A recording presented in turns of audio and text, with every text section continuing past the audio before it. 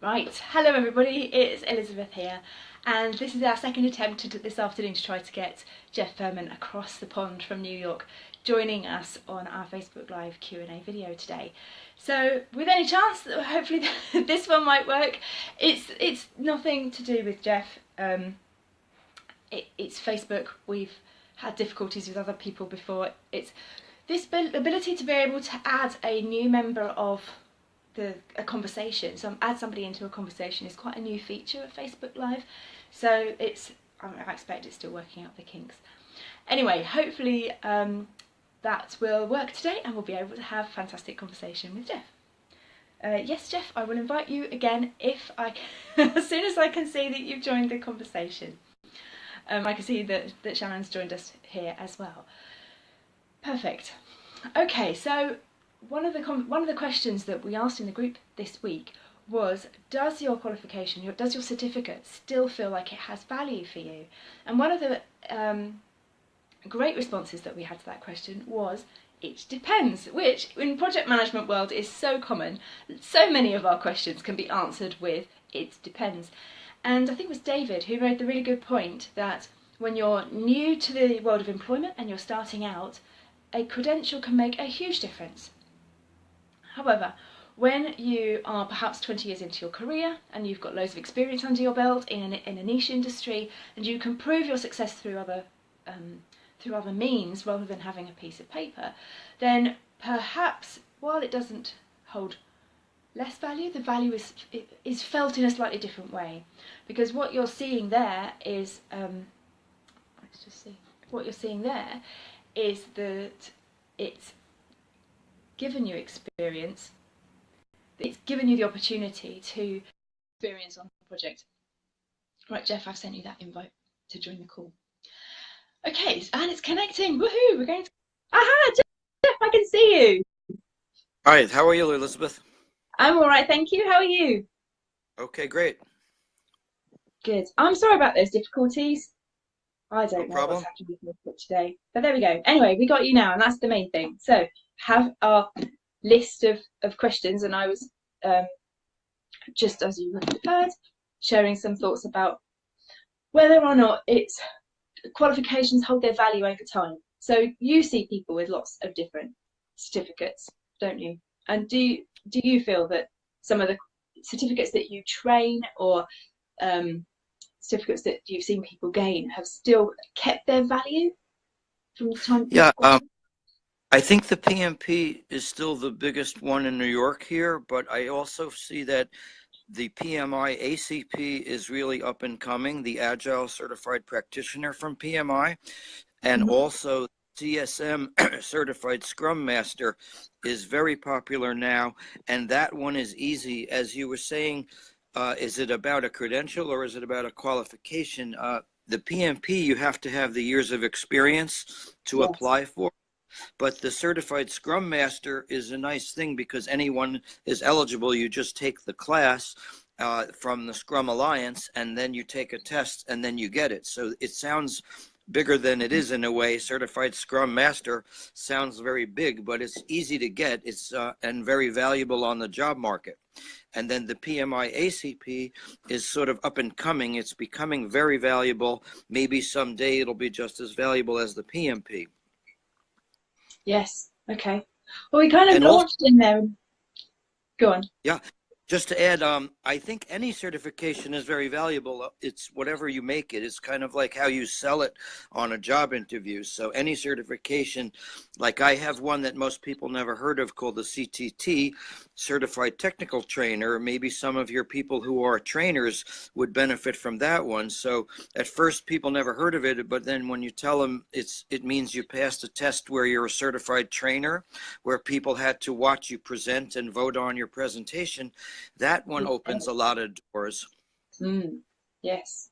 Well, we did kind of launch in there. I just caught you off guard with the question, and I didn't really introduce you properly. So do you want to tell everybody a bit about you and your background, the kind of things that you do? Yes, thank you. So I was a project manager for many years in IT, a very fast-paced brokerage in New York City. And then it was kind of an accidental project manager story, as you've heard. They needed someone to take on change management, which is related to project management, as you know. So there were really, nobody was using the change control system that the big bosses wanted the developers to use. And they asked me if I would move into managing the change control system as a way of tightening the shop, getting all the developers on board with using proper change control. And this was actually my entree into managing. So I became the manager of a change control system that was used by about 1,000 developers concurrently. And that was how I began managing all kinds of projects from there. While managing the change control, I would also bring in a lot of development tools to help the programmers and manage projects like that. Okay. And now you're a trainer, aren't you? So you train. Yeah, I've always liked teaching a lot, and now I found that the PMP is very sought after, and writing my book helped. So I started teaching for the U.S. Army, and now I teach for them and NYU and Fordham University in New York, all helped by having the PMP, which was really the way that I got in the door in the first place. Excellent. And you're also quite you participate in the PMI chapter, PMI seed in New York, and you were at the conference, weren't you? At first, people think, I'll go just to network, in quotes, they want to network. But when you really go to some of the meetings, you realize it's very valuable. It's kind of a two-way street. You help others and they help you in many, many ways. The PMI New York City chapter has quite a lot of events, a few every month. So they often have a chapter event with a really good lecture. They also have a CDN, Career Development Network lecture, also usually run by a recruiter or two who's invited. They often have all kinds of special events like a cruise around Manhattan once a year. So it's a great chapter, very active. And the people who run it really put a lot in, and they give a lot to the participants. It's actually also a way, people don't know it, but some people don't have quite enough experience to apply for the PMP. So I tell my students, if you join the chapter as a volunteer, you work on projects, and that experience can go on your application. So it also opens a lot of doors working as a volunteer, rubbing elbows with the senior chapter leaders. Yes, I can imagine. So how many people from the New York chapter went to the Congress this year? Do you know? I think something like 20. I saw some of them. I got to take one of my students to lunch out there all the way in Chicago. So one of my students, Artie Benoit, he just got his PMP, and he came all the way out to Chicago, and then we had a great lunch, and we walked around the conference. Also, I got to introduce him to Cornelius Fishner, which was quite fun. Great. Excellent. They're great for networking, aren't they? But tell us a bit about the kind of things that you saw. So you shared some photos, which I've pinned to the top of the group. You shared with us some photos earlier this week. Yeah. I can't remember. So I tried. That you saw? I tried to share some of the pictures that would kind of represent a lot of the key highlights for me from the conference. Most of the great stuff that I saw was about the current blend of Agile with Waterfall. So whenever you want, we could actually, whoever's logged into your Facebook Live could look at the pictures, and I numbered them 1 through 8. So we could take a peek at any of them in any order that you like. If we could start with the first one, since it's a good one. Yes. So that was from a presentation about Agile on IT infrastructure. Yeah, and this guy was really excellent, and he was one of my favorites. His name is Andrew Stewart, and if you look at photograph number 1 there, I wanted to show how engaged he was with the audience, which is always a key metric. Instead of just talking away, the more a presenter can interact with the audience, the better. And this guy looks really engaged. In fact, it looks like the Jerry Springer show or something. He wants to get in on TV. The guy is really eager to ask his question. You can see from the picture. And Andrew was great with answering questions. He was a really good presenter and gave very, very good answers. And you can see the way he's looking at the questioner, how they're very engaged together. And And what Andrew shared a couple of really good tips. I could tell you the tips if you like. Okay, tell us some tips. So one was, I know you just did a retro interview recently. Your podcast with Cornelius was all about lessons learned. Yes. So Andrew shared 2 tips about retro. He said that one good way to do a retro is only on positive things that happen. So an entire retro at the end of a project dedicated to just positive, which is a pretty cool idea since people don't like to talk about negatives, especially mistakes they made. So he shared the idea of doing a retro only on positive things, and on top of that, you know, you're familiar with wordles, I know, like you take those cute jumbled up words, right? So he took all the words that were positive coming out of the retro, and he put them together into a picture. I have that picture also. I could put it up later if you like. Okay. What's the So purpose of that then?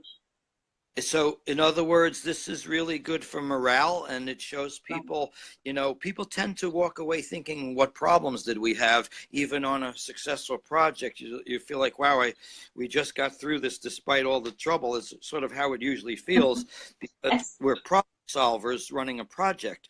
But when you look back and smell the roses a little bit and say, wow, these are all the positive words the team generated about this project, it really comes together as a nice thing, and then it's kind of a motivator for the next project. Okay. And along with that, he also shared an idea. It sounds a little funny, but coming up with a name for the team, like a basketball team. So have you ever heard of that? It's a pretty funny idea.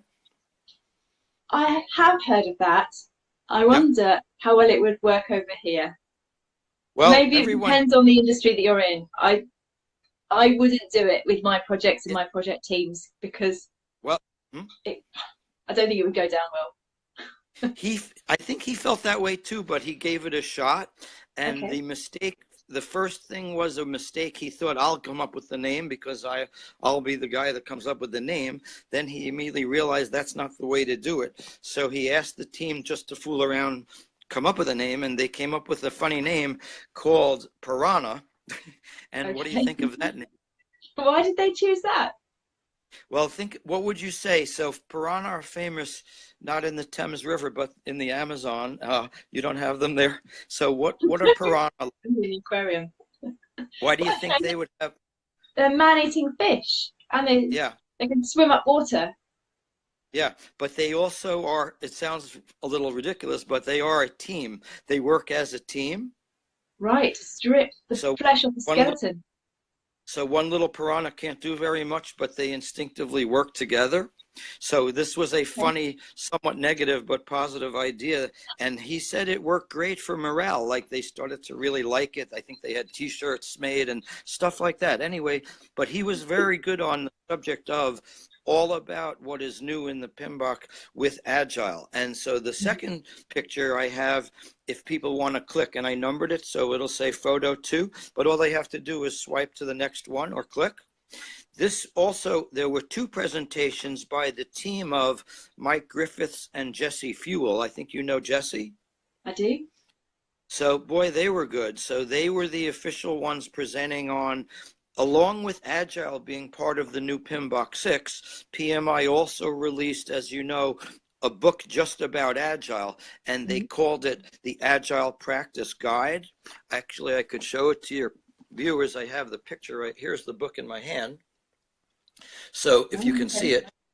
So yes, this book goes with the new PMBOK, and Mike and Jesse gave some really, really good material all about what's new about Agile in the PMBOK for the very first time. One of the first things that gives people a handle on it is you can see, if you're looking at the second picture, and it looks like a couple of bullseyes out on a field. Yeah, you can see it. And this is the idea that he's comparing waterfall is the easier way, like shooting at a fixed target. But then he's got a guided missile as a picture representing Agile, where the target is always changing and moving, and you can't just fire a missile. He put a flower on the end of the missile, by the way, to show that he doesn't want to blow anything up. So just as a funny thing, he's got a flower sitting there. But anyway, the idea of a guided missile, the target is always changing, so the missile has to keep changing. And also, this brings the word up, adaptive. So the missile has to be adaptive. And nowadays, one of the key themes of the conference is they're calling Agile adaptive versus waterfall as predictive. So really, you'll see all over the PMBOK, you'll keep seeing predictive versus adaptive instead of waterfall versus Agile. I like that terminology better. Yeah. But I don't think they're mutually exclusive. I need to think that through a little bit more, but predictive, still, I don't know. I think you can adapt in a waterfall way, because that's kind of how I do. I mean, I'm not an agilist, but we have a fixed end date. We know the requirements up front, and we do it, but we adapt. Maybe, well, I don't know. I will think that through, but I like the way that they've changed the terminology to talk about adaptive rather than agile and waterfall and predictive, because I think waterfall can have quite negative connotations, and I think at the moment the language and the discussion tends to be very much agile, yay, waterfall, boo, and that's not helpful for anybody, really. Yeah, in fact, that's exactly why they made that change, as if you were there with them. He said that Agilists like to sort of knock waterfall, and they started to say everything, even if the lights don't work, they blame it on waterfall. So they started using waterfall as the big insult of everything that's wrong with the world. So to take away that negativity, they started saying predictive, and it is a good word because it's like the scope is predictive. So if your project is to build a bridge, you generally know exactly what the scope is from the beginning. Yes. It might change here and there. And they did discuss how even in waterfall, there is a lot of adapting anyway. You're always adapting. You're always dealing with change requests and things that go wrong with risks. But in a sort of binary way, you can say when the scope is largely predictive, let's call it that. And when the scope is largely adaptive, let's use one of the many agile methodologies. Yes, I think that sounds fair. So tell me about Gantt charts then. You uncovered something about Gantt charts that most people won't know. Yes, this is a few shocking facts in a row. So if you're ready, it's early here but late over there for you. So the first shocking fact, which they can see if they look at photo number 4, is that the Gantt chart, it's just a reflection of my garden. And the Gantt chart was not invented by Henry Gantt. So it was we all are taught that it was, and you can pretend to be shocked very well on camera because you read this already, I think. But in other words, there was someone named Joseph Priestley about 100 years earlier preceded Henry Gantt. So the first, what we call Gantt chart, you could call it a Priestley chart. And you can see that one in photo number 5. So it looks like a nice, what looks like a nice Gantt chart came much earlier, 100 years earlier, from Joseph Priestley. And that's pretty interesting because you could even, possibly that's even wrong in some of the books. It'll say the Gantt chart invented by Henry Gantt is a famous fact, but it also raises the question, what was the purpose? And so Priestley's Gantt chart was similar to how we use it today, but when Henry Gantt came along, shocking fact number 2 is he didn't really use it to build a schedule to manage a project.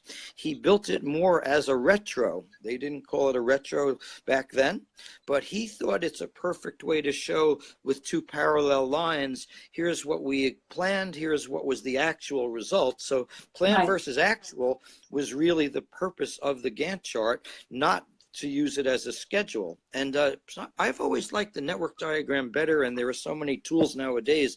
But the Gantt chart, if some people find it a little clumsy for a scheduler, it really wasn't intended as a scheduler by Henry Gantt. That's interesting. I really like how you can see actual versus planned on Gantt charts, and how you can see the baseline, and then you can do that easy comparison between what you thought you were going to do and what you actually ended up doing. You can get so some really good data from that. that's actually his intention. So intuitively, we like the way he actually intended it, I think. So that's another cool thing. There's a third shocking fact. It's a little funny. He meant the Gantt chart to be more of a sort of pizzazz tool. In other words, the team was managing pretty well already, but they wanted to show management, look how good we're doing managing our projects and running it. So there's a pizzazz factor more than a really use this for the schedule factor. Okay. My management team do not think Gantt charts have any pizzazz. In fact, often what we're doing is trying to simplify what's on the Gantt chart on the schedule into a easier to understand high-level milestone diagram or something, because Gantt charts, when you are using them for scheduling, become incredibly complicated. And to show somebody who doesn't look at them day to day, here's 800 lines on my plan, they have no clue as to what to interpret from that. So that's interesting. They started out as a kind of tool for show. Well, in those days, it was better than there was nothing else to compare it to. Today, we have all the bells and whistles of so many great tools, and everyone is on their phone and their PC with all kinds of great tools. Well, that also leads to the next slide, because as Mike and Jesse were saying, preferable to the Gantt chart for running a project, there's a couple more with these two pictures. So you have the Kanban approach, which they called the state approach, showing the status of the project. And they also called it the picture below with the yellow stickies, as we all know. They're calling that an information radiator. So on the top is the vertical bars where you can see at a glance, probably clearer than a Gantt chart, just what's the progress of the project by the state, they call it. Meanwhile, an information radiator is a nice word for, yellow stickies, cork boards, anything like that, where the team can put up all kinds of information and everyone can see it at a glance. I came across this term, information radiator, quite recently, really, and it was in Bill Dow's book, Project Communication Tools, and I'd not heard it before. But I thought it's really good because it symbolizes something that radiates out information for the group overall. And that's, regardless of what it looks like for you, to have somewhere where you can go as your team and get the information that you need. I really like it. I think it's a good tool. We've actually, although we haven't called it information radiator, we're just now downstairs putting up some clipboards and some notice boards, because with the kids going to school and coming up to Christmas, we just needed like a family organization station, which is inspired by Kanban, but that's our little family information radiator. That's funny. Are you using stickies or a corkboard? We're using clipboards with paper on, mainly lists. Yeah. But they're good too, so you can have things and then you can move them. Yeah, and the word radiator, it's a powerful term because it sounds like the more you learn and the more you put up, the more it radiates outward, kind of. The word itself implies a lot of good stuff, and it's sort of an inspiring term. Mm-hmm. The next picture was a surprise. You can see the picture of a book cover, and so many of us in the field, Rita Mulcahy was probably the first book many of us read if we were going for the PMP. She wrote an excellent risk management book. I think Elizabeth, you would like her risk book quite a bit, but she's very well known for her PMP series, which is already in its 8th printing, even though she's passed away.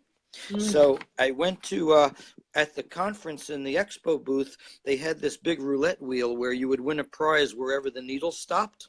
So I was one of the ones who won the book that is Rita reading her own audio book called 100 Things PMs Should Do Before They Die. So it's a nice cover, and it is an emotional thing to get Rita's last book in her own words on audio. She has a very nice voice also, so it's like one more way to experience. So her company is so good that it goes on after she's gone. So RMC is still updating her book all the time, even though she's passed on. But anyway, anyone who's read Rita Mulcahy, this is a pretty special thing. If you didn't know that you could hear her reading this book, which is a really good book also. Good idea.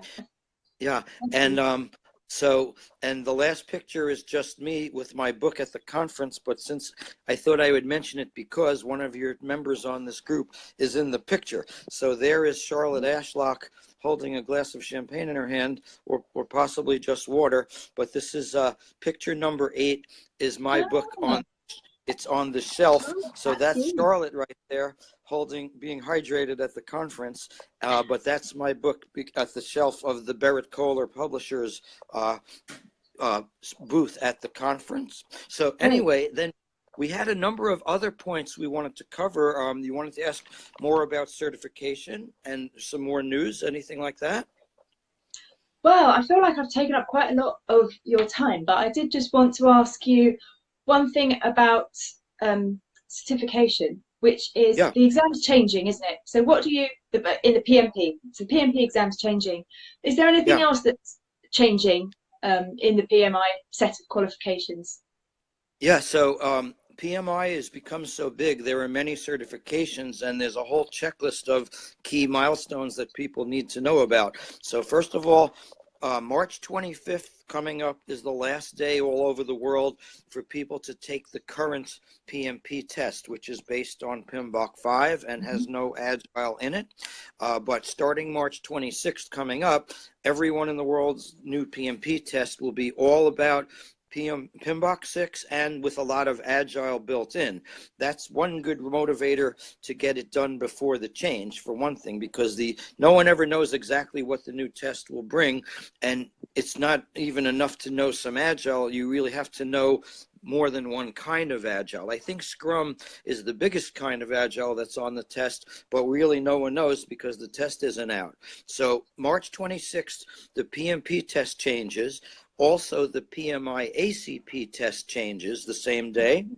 Also, in first quarter, the PGMP test will be changing to go with the new PMBOK.